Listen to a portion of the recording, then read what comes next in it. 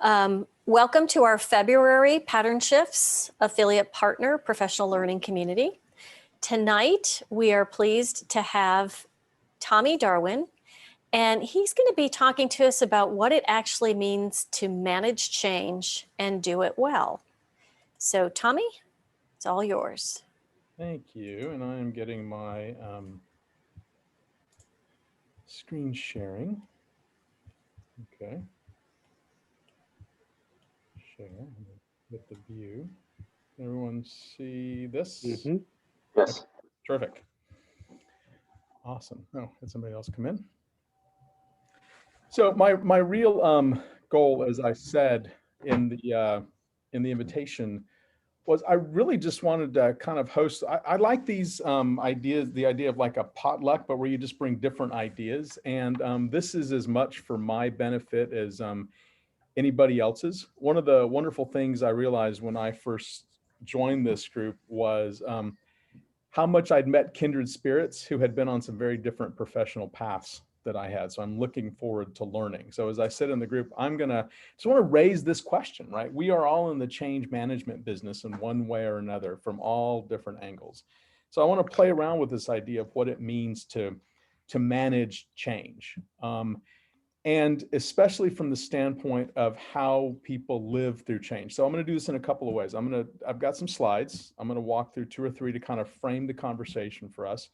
Going to almost immediately put us into a quick breakout with a question about our own experience of change and how that influences our practice as change management. And then we're going to come through, and my offering, since I'm hosting the potluck, I'm kind of providing the basic meal, if you will. So I'm going to go through a handful of slides that reflect the way I've done this and the type of work that I've done in a lot of different settings, give you some ideas, some of which hopefully will may be interesting and useful to you, some of which may be like, not sure, like that's kind of interesting, don't know what to do with that. Some of which will be like, yep, no, I don't see it. And then the price of doing that, though, is I'm gonna invite you to share your own. So this isn't, this is really to get a good conversation going. I've spent most of my career in one way or the other in educational settings, so I'm very comfortable in this space. And the goal is to get some people talking and sharing, especially in this kind of a group. So this first slide kind of gets, you'll see this theme throughout. And any of you who know me, that the ability just to keep moving, right? When all is in doubt, just keep moving. Okay, so that's the first theme. Let me here we go. I think we recognize maybe not this photograph, but certainly this phrase, right? The famous, of course, Roosevelt has become relevant again, given the times that we're dealing with now, and certainly his first inaugural has become relevant. The thing that has always driven me a little bit crazy, though, is that we only ever get the first half, right? Let me assert my firm belief that the only thing we have to fear is fear itself. But it's the second half of the sentence that is the more important part. And I wanted to start with this because I think this is really what we're all talking about when we talk about managing change or moving through change. And that is fear is that nameless, unreasoning, unjustified terror, which paralyzes needed efforts to convert retreat into advance. So that's the theme, right? That's why my first slide is about how do we just keep these things moving, right? How do we keep going? What does that look like? Okay. So the other thing you'll find is this entire presentation, I like to use photographs as kind of visual conceptual metaphors to hang thoughts on. So if nothing else, you're going to get some interesting, provocative photographs. So this is a picture. This is a cairn. I don't know if you just to kind of orient you. So this is at the South Rim in Big Bend, in the Big Bend National Park in Texas. So if you can see, this is the edge right here, and then that is the floor of the desert down below. That's about 3,500 feet from this point down to that point. So this is probably my wife and I and our kids. We love to hike. This is a photograph that I took about 3 years ago. It's also the lock screen on my payphone. That's funny. It is my payphone on my cell phone. It's AT&T's payphone for me. That was an interesting slip on my cell phone. And I woke up the morning of November 3rd and looked at this and realized, oh my God, we are at a serious inflection point. And if you know about Cairns, right, they mark a trail, right? They tell you you're on the right path. That's why I took this picture, because this is an actual photograph. It's like, it marks a point, but if you're looking at this, it's like it's brought you to the edge of a precipice. And I think this is very often how we see change, especially serious change or fundamental change or big change. I think this is what the perception can be, right? We know we got here, we know we're supposed to be here, and then all of a sudden, whoa, how do I get down there, right? So this can be well, if you're hiking, this is literally the physical thing you're confronted with. If you are in a situation like with a company or with a client or in your life, this is like, what are the circumstances around you? Okay, so for example, I'm actually sitting in Victoria, Texas right now in a hotel room because my wife, Christy, who's actually sitting on the other side of this, so she gets the benefit of having to hear this in the background. She's heard a lot of this before though. She's taking a job here, right? So we are making a major shift, and we're here because we've never actually been to Victoria, but we're coming in about 2 months. So it wasn't set up this way, but apropos of the theme, I'm kind of going through the very thing I'm talking about. Okay, so there's an external set of circumstances that we face when we go through change. There's also an internal kind of psychological, emotional speak. Somebody, Janine was talking about empathy before we got going, a mental and psychological aspect of this, which was inspired in part by the quotation I put in my invitation, where I read that Peter Senge says that the word from which the word to lead comes from, the root word means to cross a threshold, which, and that may be apocryphal. I don't care. It's just so cool. And if Peter Senge said it, then it must be true, right? So the theme of this, and then we'll go through some more specifics. The theme of this is change, to me, is fundamentally about these moments, right? Where we reach a precipice, we reach a threshold. And then how do we cross those, right? The concept of change management looks at the bigger picture, which is important, but the part that's always interested me and more important and has been most interesting and is more interesting is like the little changes, the series of thresholds, the theories of crossings that we're making, especially as we do it in our personal lives, right? And as we figure out how to do that, you'll see in what we go through, because I'm going to give you some ideas on how we actually can help people do this from the work that I've done.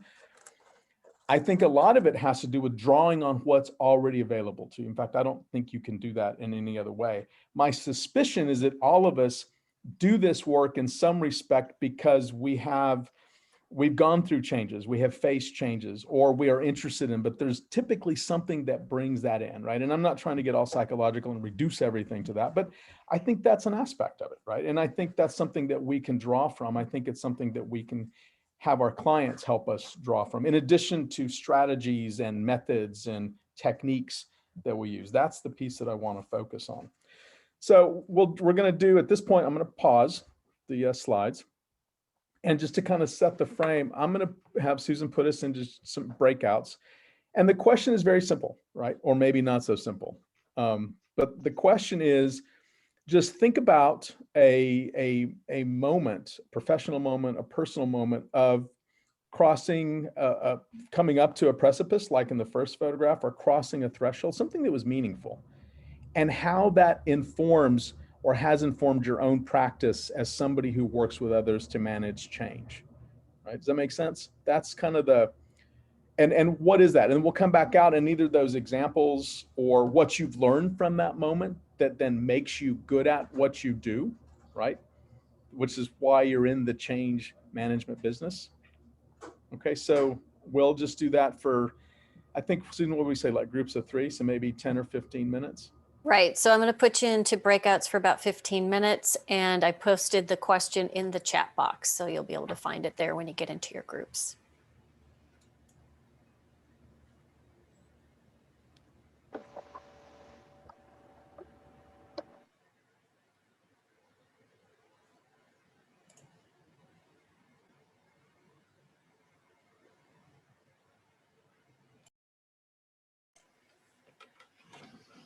Welcome back. So I'm curious. I think I can summarize what. And Janine had to leave us to get to something else. I'm curious what came out of the conversations. I can tell you where we got to. Anybody want to share any ahas or? I mean, do you mind me just? Go for it. Okay, so I think sort of David also did like a little summary at the end, which I think, you know, if I'm missing something, David, but I think, you know, we really sort of talked about a bunch of different things. So one is this idea of outcomes, helping to drive conversations around change, and we talked about fear, how to reduce fear in the equation through a change which gets quote unquote in the way, but often doesn't get surfaced, which I thought was really interesting. There was another element, David, what did you, in your summary? So we talked about outcomes, we talked about fear, you had said one other thing. Yes, so essentially in each one of our experiences, they were all really different, but you know, our initial reaction was to ground ourselves out, eliminate fear, and kind of identify the outcomes. They could be bad, they could be good. But essentially then, you know, through a therapeutic process, which, you know, Tim mentioned, is kind of bring them to those outcomes in the path to get what you want out of it. Yeah, I basically had said that I feel like, and have had this conversation with many colleagues, that really what we're all doing is we're all doing organizational corporate therapy. It's really what it's about. So we're taking people through. So lay down for a second. Let's talk about this.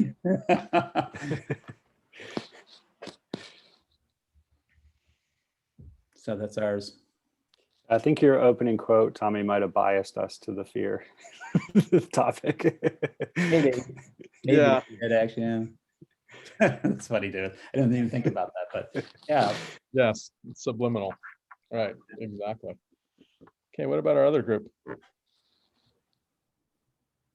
I'll jump in, and we feel free to join me, members of the group. And so, I don't know that there's any particular theme. We talked about a number of things. Each of us had a story to tell, but a few messages, I guess, came up during our conversation about change. The one story that I shared was about, this place where I needed to make a decision to go into what I call discomfort zone. Or not, and it was really kind of, do I step on over the precipice through the threshold or not? And that led to by doing so, you take that risk and the rewards followed. But we talked about change in a number of other ways too, versus no control. So change is great when we're the ones in control, but not so great when it's being pushed upon you. And so, it could be great for us, but not for others, and vice versa, depending on who's holding the baton. We also talked about individuals and organizational change, mergers and acquisitions, and so on. We did have a little bit of conversation around individual versus organizational. And one point that I didn't get a chance to make, but I think that even organizational change can be very individual, very personal. It does impact, I guess, the common theme here is that change impacts us all personally at some level, regardless of who's driving it. And then we talked about culture. Can you actually change a culture in an organization? Or, are you changing, can you change behaviors? Can you change the values that are driven and so forth? And so we talked about that some, and the conclusion we had there was that yes, you can change culture. It does take time, lag time as well. So I'll just stop there and let any of the group members jump in for finalize anything that I forgot.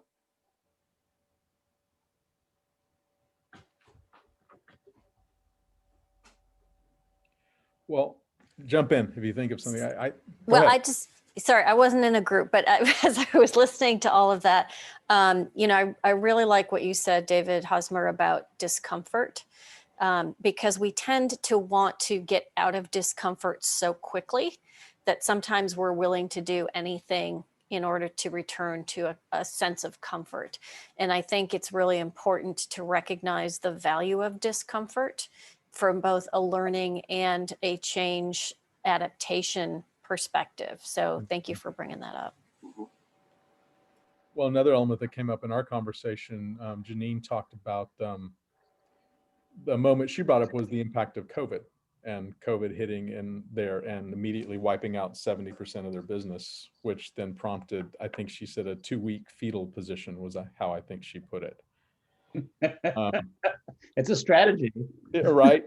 And then Anu was talking about the picture of and I'm speaking for you, Anu, so if I get this wrong, but through the threshold, in some cases you can see through that picture of the threshold. Other cases you're not sure what's there. And she said it's because you're in a pit, right? So then we talked about exactly that moment, right? Of how do you climb on, and the importance of making the decision to keep going. So other thoughts, or before I jump back into the slides, and then I just want to go ahead, David. Well, yeah, the thought that's coming to mind is, begin to talk about this in the way that you've got us going on this, Tommy. The images really help provide a context, if you will, or comfort. I'm not even sure what the right words are, but images that we're using to talk about this makes it easier to talk about it. And we're putting labels on some of those sort of amorphous experiences that we have, like the precipice and threshold, and being able to to talk using those symbols makes it a little bit easier to have that conversation. Well, one of the things we know, right? I can remember years ago going through, it was John Gottman work, but on emotionally resilient children. And the big piece of advice was just give them a language for it, right? Give a way to describe the emotions, right? I mean, I took that out, my job was to be a coach. And then the biggest thing I took out was that I only had to get it right 40 to 50% of the time. So, as a dad, that was like a huge relief, right? But exactly right. I'm glad to hear that. Any other parting ideas before we keep going? No? Okay. Well, don't be shy, please, to jump in. Let me go back to, okay, so we start this back up. Okay, so I think the key question, the moment that I think we're playing with it, which was why I framed this in terms of thresholds and inflection points, is like, what do you do in that space? And one of the places our group got to is like, how do you get people moving again, or keep them moving? And I think it's really two questions that we're continually asking. The first question, and this is reflected in a lot of different ways, is okay, wherever you are, what do you make of it, right? This is the sense-making question, right? This is the kind of catch your breath, get your balance again, just like what's going on, right? And Susan, I think to your point about not wanting to be in discomfort and wanting to get out of it so quickly, almost in desperation, right? Missing that point of, okay, what are we making of this, right? Just to get your bearings, right? And again, David, I appreciate your comment on that. I'm framing this in terms of kind of wayfinding, right? So, and this great distinction that Rebecca Solnit makes between the difference between not knowing where you are and being lost, right? You can not know where you are, but not necessarily be lost. And I think in a lot of ways, what we're all doing is ourselves and others helping people navigate something where they don't necessarily know where they are, right? So there is this constant need for this first piece to like, okay, where am I? What's happening? What's going on? And then the second related question then is, now, what will I make from it? And this is you may recognize this is this calligraphy from the Zen of the Buddhist monk Thich Nhat Hanh. And I love this kind of philosophy of change, right? So this is a little bit of my own personal view that says no mud, no lotus. So I'm going to break these out and go back to the what do you make of it? But when we get to the what will you make from it, that's where I think there's a lot of opportunity for being creative and working with what's around you. But just this philosophy of, like, again, Susan, back to your point, what is all this mud? Well, we're going to stay here long enough because without that, there isn't the thing that will grow from that. So let's keep going. All right, so let's kind of come back to this question for a minute. What do you make of it? And feel free to, I can't see you. I mean, I've got the screen, but just jump in. We got a small enough group if there's a question. So I think one idea that's helpful, and this is probably just because of the being a teacher my entire life, I think certain concepts are useful to understand what it is we're actually doing. So if there's a theory of change, if you will, I think this is a very powerful and very useful concept for us, this idea of creative fitting. Some of you may recognize that this is the actual page in Charles Darwin's journal. I think this is 1838, and this is the first time he comes up with the idea of what will become evolution, right? The branching. Whoa, hold on, let me go back. So it's a course, and I mean, you know, it's not just because that's my last name. I actually think this is a good way to think about this, but I love this picture to think about. This is what we're doing. And I think in a lot of ways, this is what we're helping folks do individually, with clients, with just even charting what's happening, right? But understanding that we focus a lot on the fit, right? We talk a lot about adaptation. We talk a lot about fitting circumstances, fitting markets, fitting moments. But the creative part of this is, of course, we're influencing those things at the same time that we are fitting them, right? They're not monolithic. They may not even be that stable. In fact, that can be part of what drives kind of the crazy making aspect of change. But we do have an influence on all of that. So I think this notion that we are not, it's not that we're just subject to it completely. We have a role to play in doing that. And when you say it as fitting, right, I think that's another really important aspect of this. This is an ongoing process, right? I think that's one of the interesting things to me is like, change management will very often come up in the context of, okay, we're going to do this. We've done it. We're done. No. And we all know this, right? It's a practice. It's something that's going on. So I think this is a useful way, a useful concept. Any questions? It's making sense? So Yeah. Tommy, can you, maybe because just in general, I'm dense, but I'm trying to apply your vocabulary. Yes. So creative fitting. I don't totally have my brain around the concept of what does creative fitting mean in real practice. So can you just speak a little bit more to that? Sure. Tim, I'm so glad you asked that question. That's what I'm here for, Susan. We're a tag team, remember. Yeah. Well, no, I'm struggling too, because I'm just thinking so literally about it. And I need to be more creative to fit that idea into my head. Well, David, you're experiencing exactly what we're talking about. Well, it's just so funny because part of my brain and background is creative. So I think of it and I say, and it's not just because it's like a visual manifestation, but I'm just thinking creative fitting. So go ahead. Really, lay it on us, Tommy. It's very intriguing. What it's working against is this idea that there's like a target or a niche or an environment or something that is stable and rigid and fixed. And if we can just identify that, then we fit that, and then we're fine, right? That's what we're doing. But in fact, that's moving as well. And in fact, we're influencing that, right? So if you think about a market, or you think about a relationship, right? Think about systems thinking. This is another way of thinking about this, right? So I'm influencing you while you influence me. So that's why it's fitting and not just fit. And it's creative in the sense that it's two people, the context and the individual, the organization, they're generating each other in that sense. So it's called it's in the systems thinking, which actually completely resonates with me because it's basically, it's reaction, so action reaction. So it's like, so you're changing pieces within the system and it's actually having an impact, and that therefore then has other impact. So like this system thinking concept, I totally like get and resonates with me. Are you seeing this as similar to that? Yeah, and it's creative in the sense that we can try and take this in a direction, right? We can try and make this go where we want it to go. We're not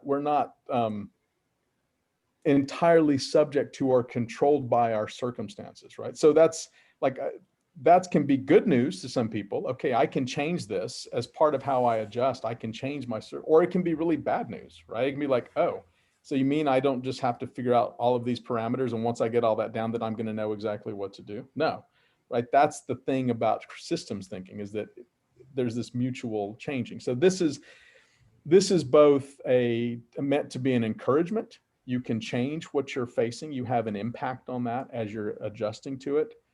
And also the fact that you have to do that, right? That's the concept. We're shaped by, and we shape the things that shape us, at the risk of sounding really Zen. But to me, that's what systems thinking is about, right? You know, Why- I see the beauty of this in a small group like this group, where you can talk about it with people who understand what wavelength you're on. But how do you use this in a big organization with lots of people who are thinking differently? You know, and I've seen so many change management efforts where somebody comes in, a consultant, with a list of 7 steps to change management. Right. And it doesn't work because not enough time is spent talking about things like you're talking about. How do we deal with all the moving parts? Yeah. Yeah, I think this idea that there's this sort of methodology. I mean, it's like I get on my soapbox every so often about methodologies, because, Six Sigma, and all of a sudden Right. you're black belt, and we're going to try to apply that to every organization. Right. But to your point, in that case, Tommy, some of those just don't fit.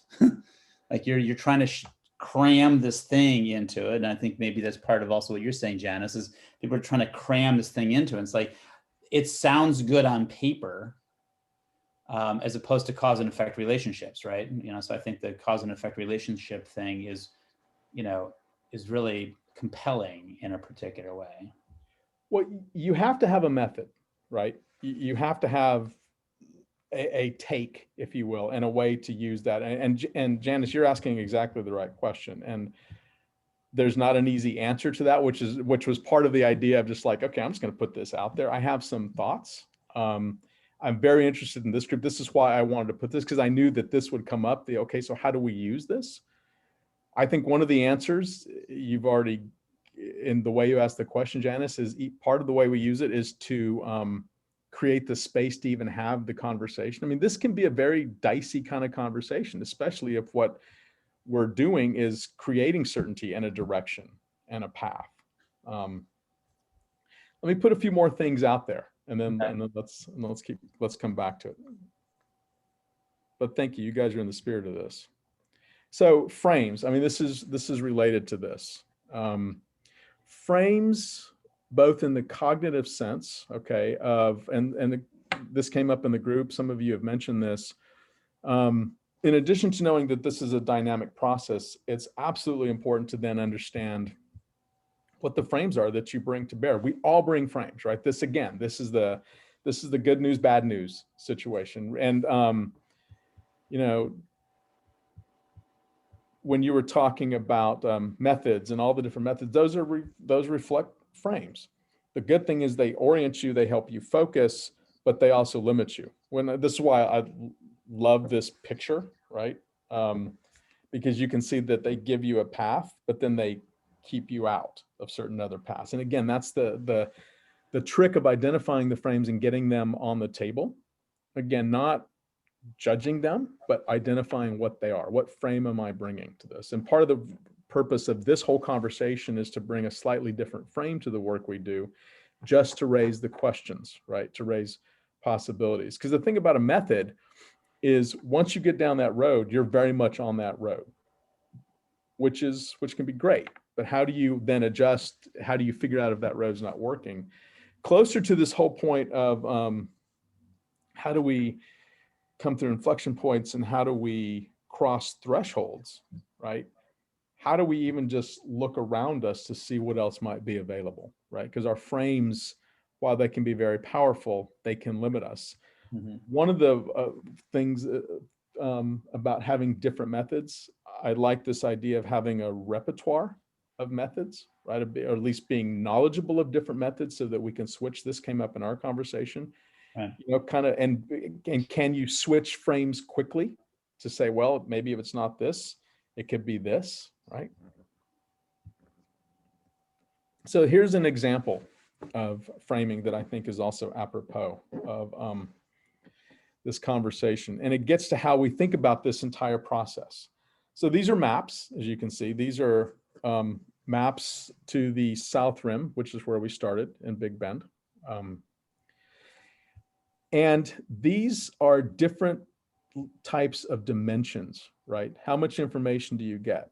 So this is a very flat two-dimensional map. It doesn't tell you anything. It can give you distances, but it doesn't tell you, but this is good. You know what the trails are. You have a sense of how far it's going to be.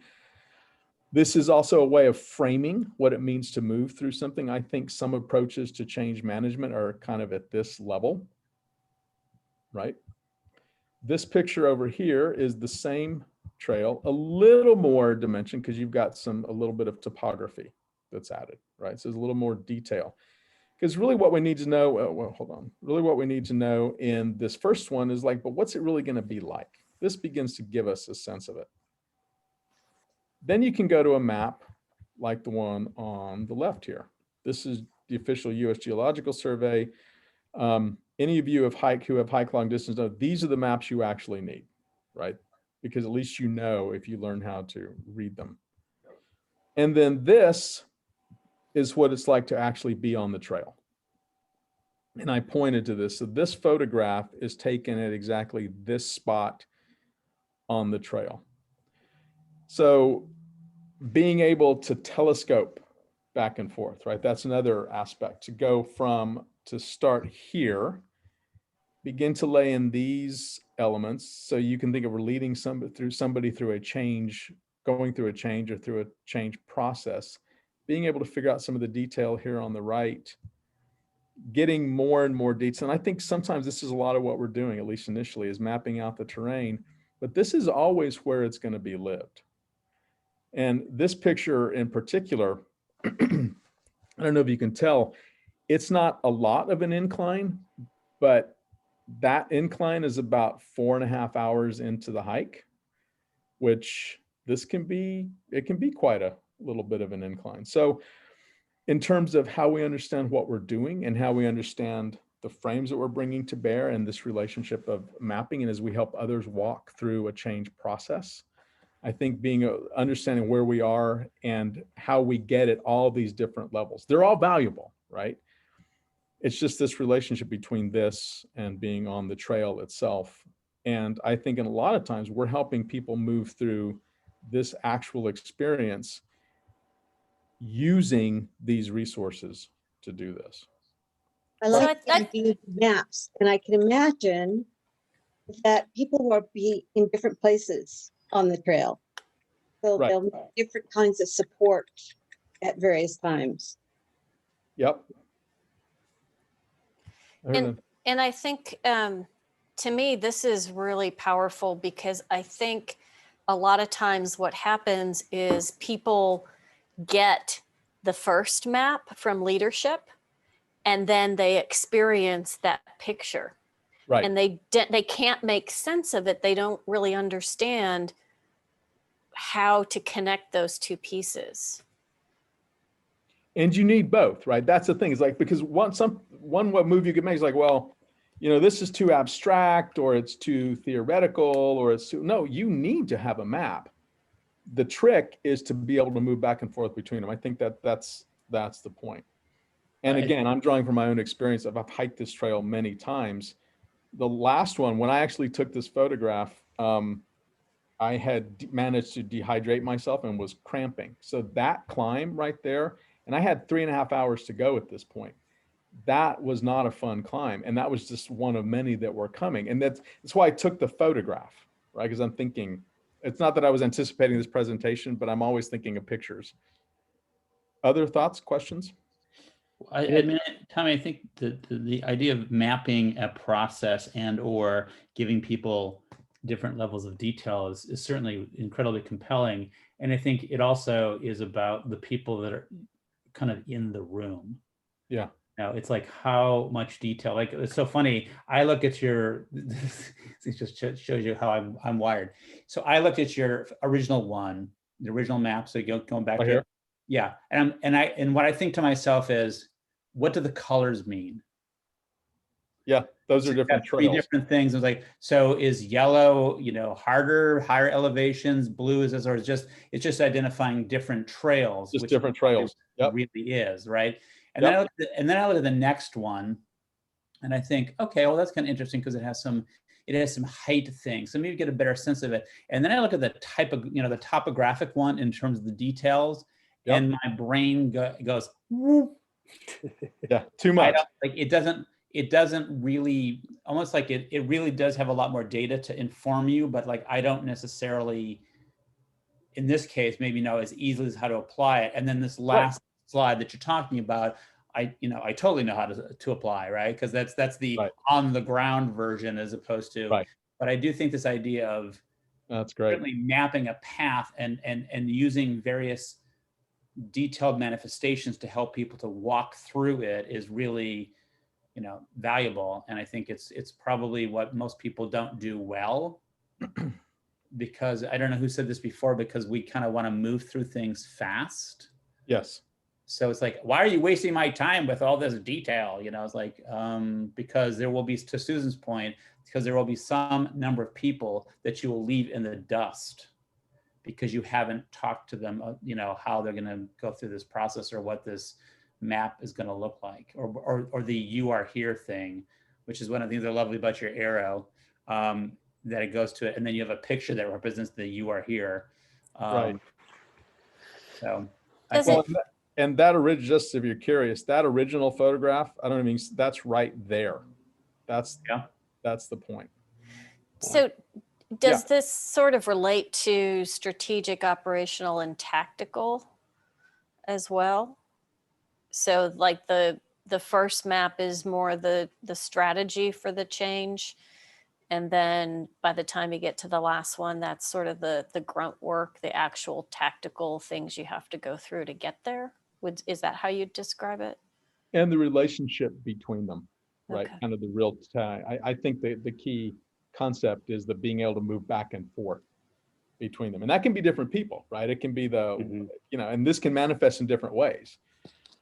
Different people. It's weird because what I also think happens is, back to Susan's question. So I was thinking of like, this is like the 30,000 foot view, and here's the 15,000 foot view, and here's the 5,000 foot view, and here's the 3 foot view. And depending on who's, again, in the room, they're going to hang on to different parts of this because they need different parts of it. Mm-hmm. Like I don't need some of these things for me to sort of understand. But there are some other people that would jump to other pieces and say, oh, no, I absolutely need that to understand because I have no idea what you're talking about. So to me, a wiring thing too. Everybody's walking some version of this. Right. Yeah. I mean, that's the thing. We're all on this trail together. We're go ahead. Well, I was just gonna say, but you can't see very far ahead of you with that picture either. Right. So you do need to kind of flip back and forth so that you're seeing beyond what's right in front of you. Right, because just over the hill could be the chasm you're going to fall into. There's a lot of bears out there too. I don't see any bear things or animal sort of notation. I was thinking rattlesnakes, but Oh yeah, here we go. Stay on the trail. We did did have great Texas of you, actually. Yeah. We did have a mountain lion cut the trail right behind us one time. Ooh. That's scary. That puts you in your place pretty quickly. Wow. Okay, so let's talk about the making piece. And I want to, before we go on, I wanted to just weigh in just add one more level of context. When I was looking at that, I was thinking about pacing of your project. And so you're looking, at your project plan, you're going at a certain speed. And so when you look at it from that high level, it's just, straight flat line, but it adds all those, all the, I guess, variation in that trail adds that additional context. So you can start considering participant fatigue and, when things are going to slow down, or if there's some outside force like legislation that could hold you up. That context really kind of brings you back to reality. So that's how I was using that metaphor.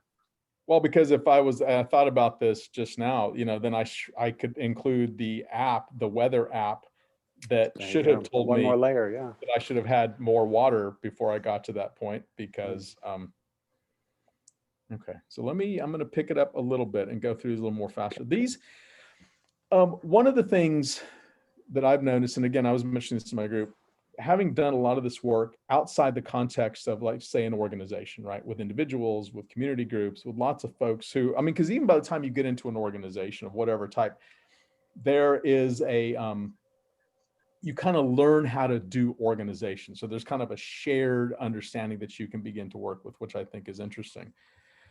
So the next things I'm going to walk us through in terms of how do we make things are a little bit more generic, a little bit more heuristic. So these are more in the space of just kind of offering them, right? To kind of say, look, these may make no sense. I have found these to be useful, just kind of ideas to use, kind of like what we're talking about, like a map or ways to help keep moving when you're at that place. So one of them is to get over this idea that you have to have it all figured out before you go, right? Sorry, I keep changing it. And this is Wile E. Coyote. The idea there is, he's always running off the edge. This also comes from probably my favorite definition of entrepreneurship is the entrepreneur is the one who runs out there with the confidence that they'll be able to build the parachute before they hit the ground. Because unlike Wile E. Coyote, if you hit the ground, you're done, right? So that's that picture, right? And everybody can identify it. I've shown this to kids that are fifth grade. I'll go, yeah, that's Wile E. Coyote. He ran out there. So that's the idea, right? That you can't wait to have it all figured out. The second one is to realize that whatever the elements you have, this is a really important concept, is wherever you are, what do you have available to that you can begin to work with? So the idea of mosaics or anything that is pieced together, right? So again, this, for me, this is very grounded and very much a way to keep people moving, especially when it feels like things have come apart, right? Or it feels like, okay, I thought I was going here and then I have all of these things. What do I actually still have around me, even if it feels like it got broken apart, that I can work with?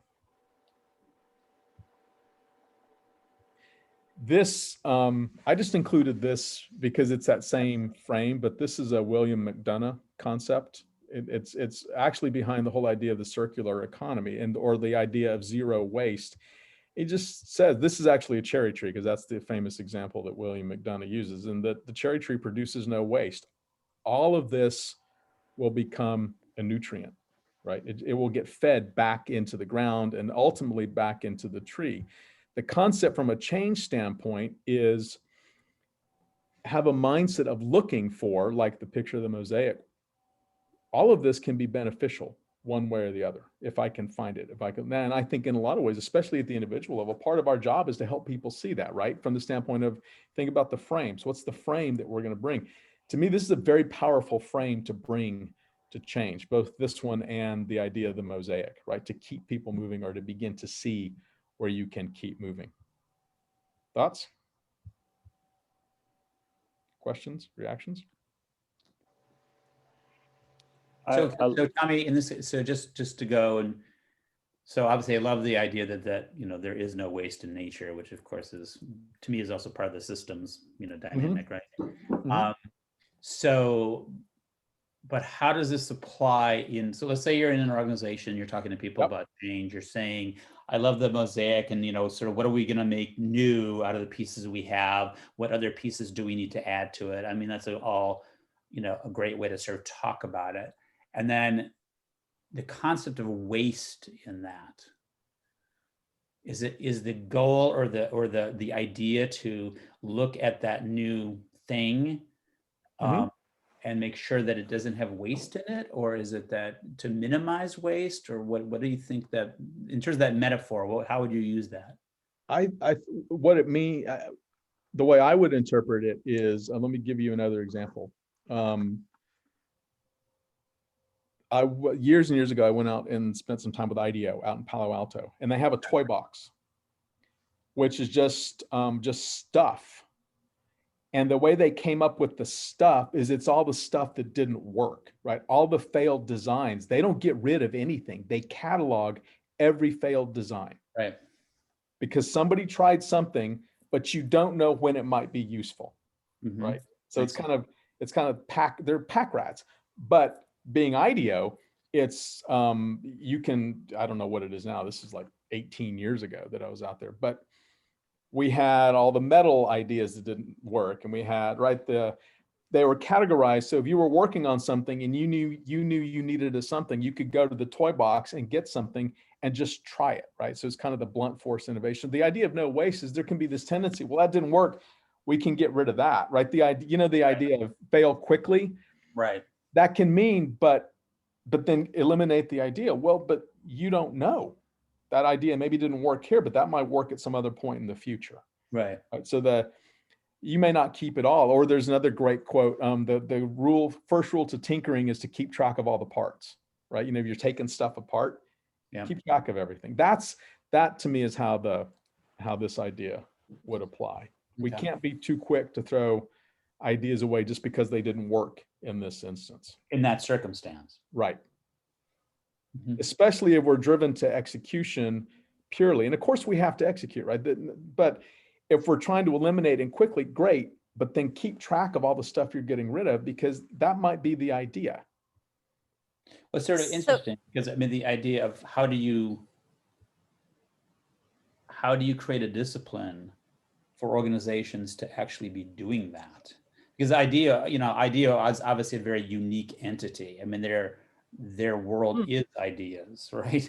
And it's sort of and creation of things.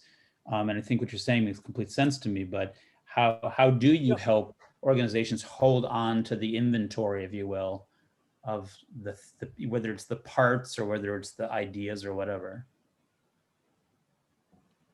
In my experience, and I've known this more working with, I've done a lot of work with student teams. There's kind of the person who's like, oh, hey, actually, like I remember working with a group of engineers, and there was this one guy, and they would need something, they'd be stuck, and he would run, like, I'll be right back, and he'd come back with something. And he was like the Rain Man of the. It's like, oh, I know where that is. I know. No, totally right, exactly. He came back and he was dirty, and we're like, "Where did you go?" He's like, "No, I remember I saw somebody was throwing this away," and you're like, he'd literally gone and crawled in a dumpster, but it was the perfect piece that they needed, right? And they made T-shirts for themselves called the Notorious Scroungers, right? That's the other concept in this, and it may not be everybody, but is this sense of like just. Yeah, and he was the guy. Yeah, the thing is you got to find a dumpster guy, because Right. It's like it's sort of this idea. I mean, I did this one project where, you guys, all of you did see play in terms of the game that we've designed or whatever. But one of the things is about being able to understand disconnects in terms of resources, et cetera, and the provost for the for the university was like, I don't know how to get, I can't get into this information. I don't know where to, and literally one of the people on his executive leadership team, his senior leadership team said, you just call Mary. Right. I mean, it was like, literally, it was like Right. that. And he's like, Right. what? She's like, no, you need that information. Just call Mary. She knows all that stuff. So it's like in that exercise, we revealed Mary, I guess, was the dumpster guy, right? Well, there are a lot of people with institutional memory, and they're the ones who say, we tried that once before 15 years ago, and it didn't work then. Well, it might work now. This is a different time and different organization. Well, very good point. Actually, it's a very good point. The naysayers, because it's like, oh, we done that 14.2 years ago. Right. Well, and then related to this, go ahead, Susan. Well, so my question is for everybody, kind of. So I've been kind of listening and thinking this through, and I think to do some of the things that we're talking about, we need to shift the organization from action to reflection in a balanced way. So kind of like a rocking chair, so we're acting at a certain point, we're reflecting, we're acting, we're reflecting. And I'm just curious from the group, if anybody's been successfully able to do that, or if that even makes sense to try and get them to take that reflection time as they're driving towards that change. Well, to me, it makes complete sense, and it's just, can you get people to go along with it? Yeah. Like this idea of this sort of zoom up, zoom down, zoom up, zoom down. There's sort of a back and forth, and to me, it's about sort of getting perspective and then drilling down and then getting perspective and drilling down, or checking in on how things are going or whatever. And again, to me, I use the word discipline. And I think a lot of people don't have the discipline to do that, and they don't want to do that. So the reflection, you know, I've certainly been in circumstances where people say, well, you know, like, who cares what that, you know, that was so yesterday. I'm like, okay, so we've already lost the history Right. part. Right. So. Yeah, because my experience is that we build out change programs that have that reflection time built in. Right. But as we start moving towards an arbitrary date, a lot of the collaboration and the reflection goes out the window, because then we drive to the date with the understanding that at some point we will recollaborate afterwards and we will reflect afterwards, but that never happens. And so I'm just curious if anybody's been successful kind of keeping that pace throughout a project and still hitting the date that's required. Do you build that into is that the articulated model? So like literally, if you're leading somebody through this process, so I'm going to go back to Tommy's maps. Here's the maps, we are here. And one of those pieces on the map is this reflection moment that's plotted within that sort of is that something that you like are explicit about, or is it just sort of like you hope that people will go back there? So I've built it in as part of, you know, let's group like changes together. So we do a hard push, and then we kind of take a step back and go, okay, so what worked about that? What didn't? And then we think about, okay, so what are we going to change next? And how are we going to modify our approach in order to accomplish that? Right. And that works for the beginning, but when you're looking at maybe a multi-year change project, as it gets closer to that change date, then all of a sudden there's a lot of pressure from senior leaders to cut the resource flow and say, we've got to hit this date, so just push it and drive it until it gets done. And you lose some of that. And so I'm just not sure. It looks like Leslie may have some experience with that. She's talking about for coaching, specifically for coaching. Yeah, it's so it's quite frustrating. In a nutshell.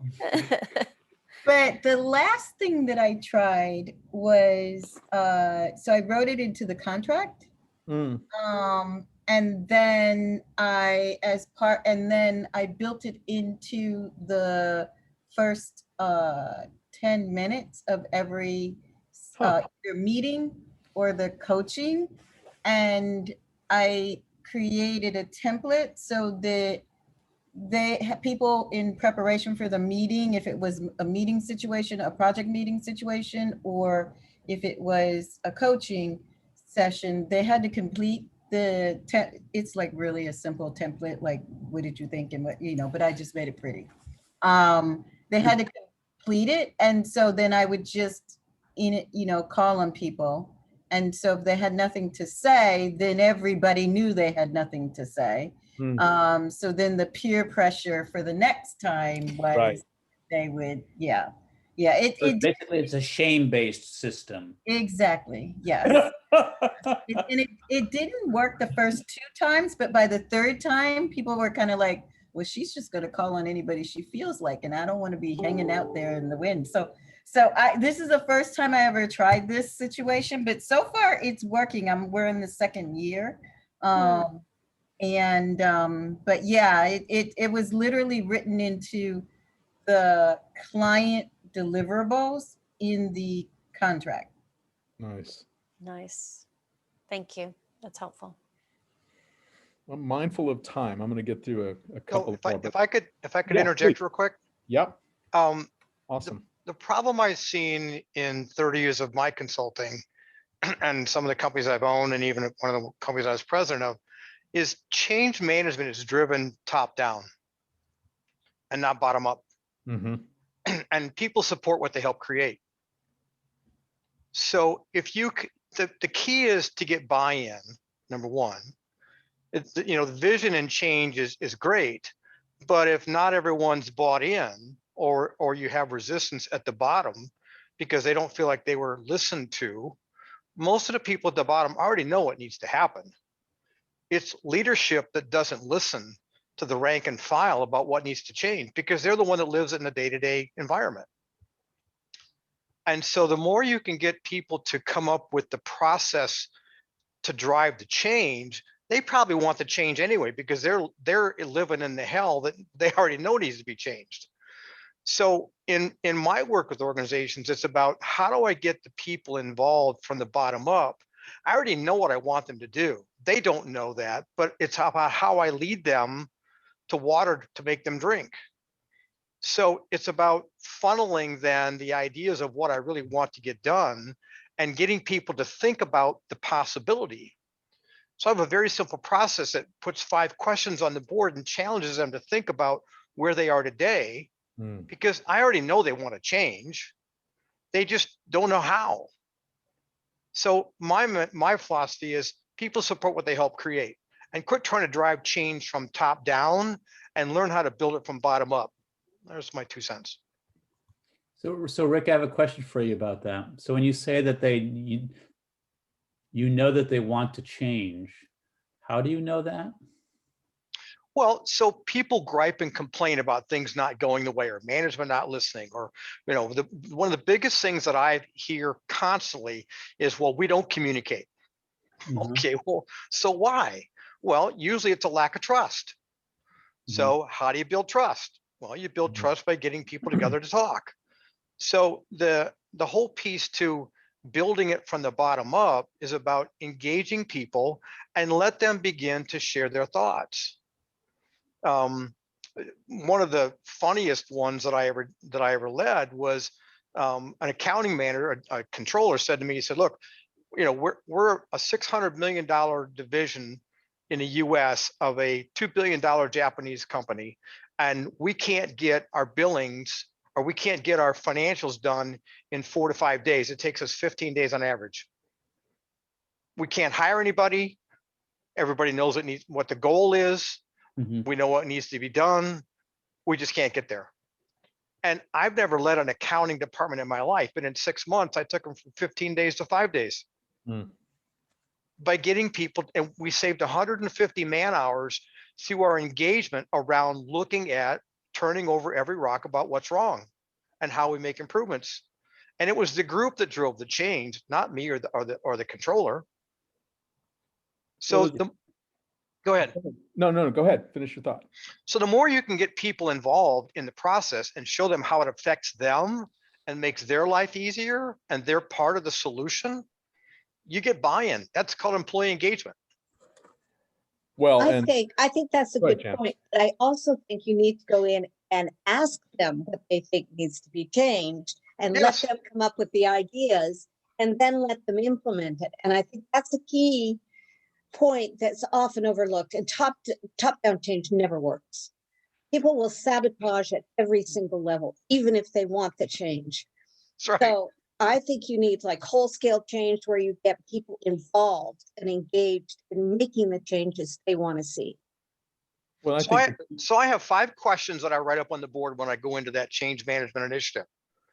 It's, so what are you doing now that you don't understand why you're doing what you're doing? That's the first question. Yeah. Right. And so I write these 5 questions on the board and say, for the next 2 weeks, just go think about what I'm asking you to think about, and come back with your observations around these 5 questions. And you typically get all kinds of project ideas that come out of that. And then as a group, you start to dissect. So what's the low hanging fruit that can start to make those changes? And then you get people involved in the process of making the change. And I've yet to see it fail me. Well, I think several things in what you're saying, and it is around. That's why I went to this slide on engagement, right, as opposed to control. So the idea here is there's always an element of this that has to happen on its own, right? That's the culture, right? That's why there's a picture of, you know, we're the hands, and then the plant is growing itself. I remember giving a talk about this at actually Texas Tech, and heard this great West Texas drawl from the back of the room say, so what you mean is you can't build a tomato. It's like, you have to grow it. I'm like, yep, that's what I mean. Love it. So- I love that quote. but this idea of engagement, and I think I've said this to this group before. I mean, my whole kind of professional path started with just this realization and this interest in everything we're talking about is done by people who are walking a trail. The executives are walking a trail. Everybody is walking a trail. They're doing different things on that trail, but they are all walking a trail. So the engagement goes both ways, right? So for example, in the work that Susan and I are doing with psychological safety, one of the things we talk about is understanding, yeah, that's risky behavior, but there's an element of understanding where that's coming from, not to excuse it, right? Not to let it go, but in terms of just understanding, well, in a sense, this is all being done by humans, which is what's so fascinating about this. And I think that piece, and there's always an element you can't control. So that mutual engagement, because the front lines, absolutely. I've also as much had the experience where the people at the top of the organization, which either means the leadership or the people who have brought us in or the people we're working with, they have a lot of their own ideas that they don't know how to bring out for their own reasons, right? They're afraid to put them out there, or they have felt like, well, I can't really say that. Now, I'm not making light of power dynamics, but I think you're exactly right. But I think it cuts across multiple dimensions. And the best way to get buy-in, as I think you're saying, is to just involve everybody in the design of the thing from the beginning, right? If you help build it, you don't have to buy into it. You built it. Now, that is much easier said than done. Yeah. But I think this notion of focusing on engagement instead of control, I mean, again, there are some things you can control, but a lot of these things you can't. Let me go to one more slide. I'll end on this one. And because it's 6:21, I want to be sensitive to. Susan, you look like you want to say something.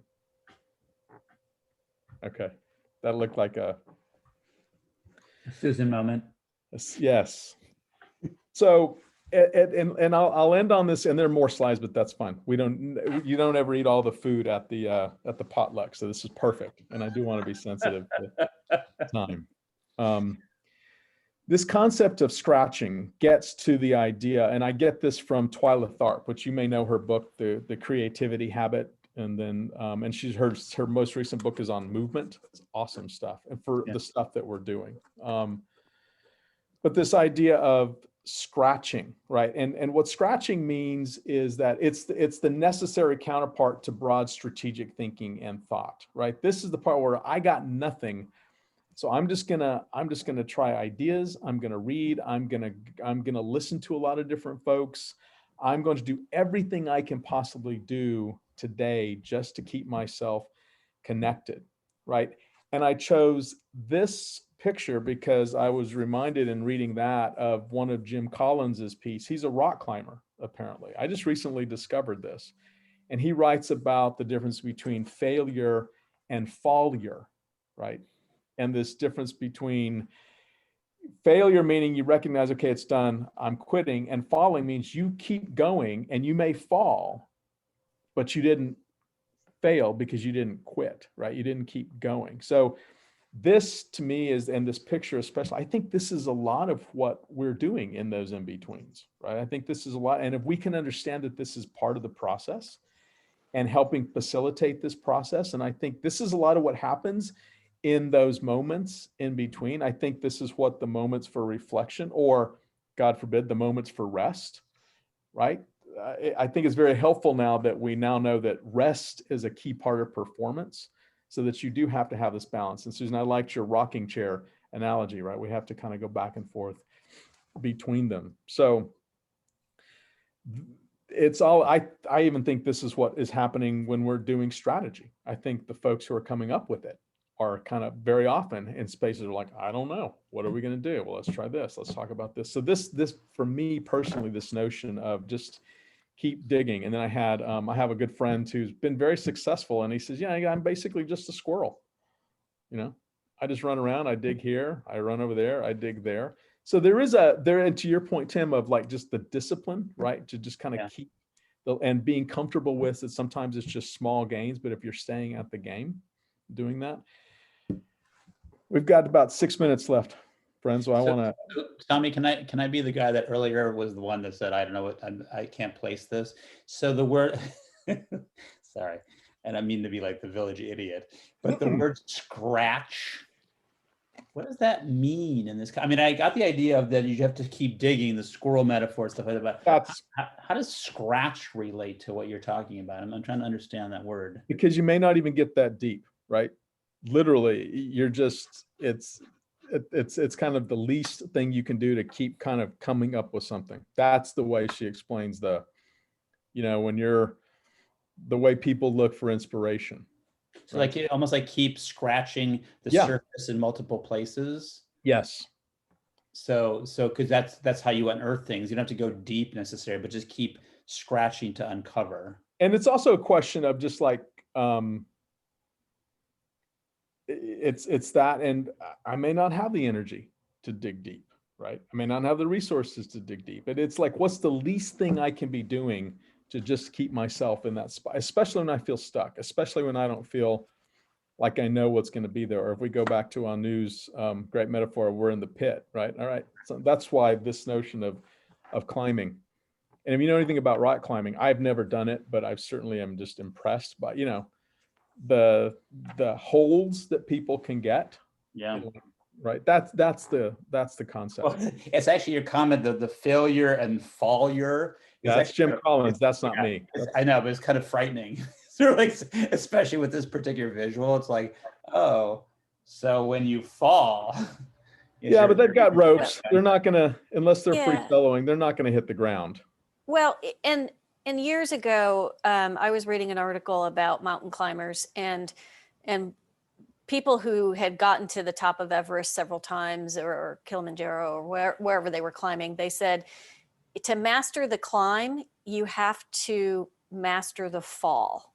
So when you're climbing, you have to learn how to fall so that you don't kill yourself and don't get seriously hurt, so that you can keep going. And to me, that's kind of what that picture gives me, is like, let's figure out how to fall gracefully and in ways that we learn, but we don't fall so far that we can't pick up and continue the journey. Or that you kill yourself.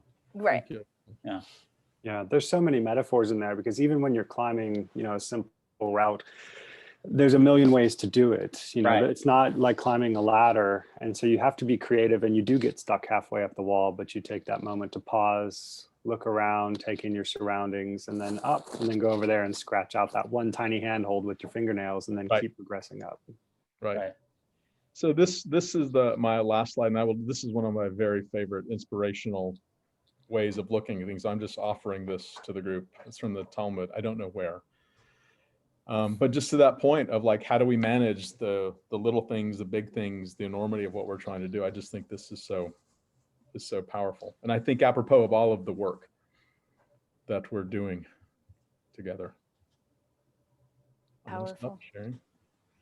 Friends, thank you so much. Tommy, you're so well read. I just love how you've pulled from so many different works in thinking about this topic. Yeah, including your own photography. That was really a great personal touch. Yeah, thank you. You're like the Zen master. I've made a virtue of necessity. My mind, those of you who know me well know, like, I'm going all over the place all the time. So I've got to do something with all that. Yeah. Well, thanks for digging in. This is, I mean, I certainly took a lot of good ideas. I hope this was a time well spent. Yes. And I'm happy to continue the conversation with any of you guys. Well, thanks so much, Tommy. I'm actually going to pause the recording, but we're more than welcome to stay and continue talking. Next month, we have David Kaiser. And then anyone who wants to host one of these starting in April, let me know. Okay. Thank you, Tommy. Appreciate it. Thank you all. Thank you. Thank you. That was very